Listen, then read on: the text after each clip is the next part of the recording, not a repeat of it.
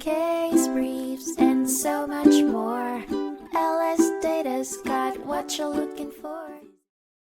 In 1999, the Supreme Court of Appeals of West Virginia heard the case Lacy v. CSX Transportation, Inc., which focused on the admissibility of records and reports made by organizations that followed the law, even if the preparer did not have personal knowledge of the facts. The case stemmed from a car-train collision in St. Albans, West Virginia in 1995 that left Richard Brooks paraplegic.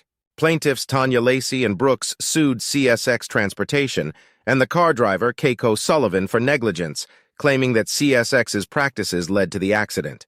The jury found both defendants negligent, but only Sullivan's negligence was considered a proximate cause of the accident.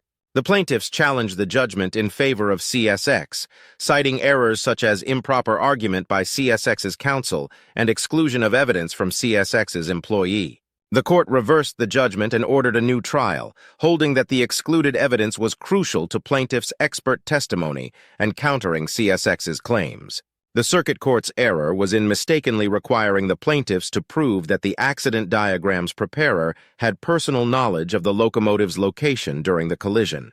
The West Virginia Supreme Court of Appeals decided that reports and records can be admissible as long as they are based on first-hand knowledge, even if the preparer did not personally witness the facts. Case briefs, and so much more.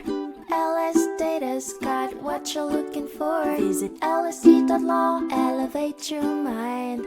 Leave the stress of class.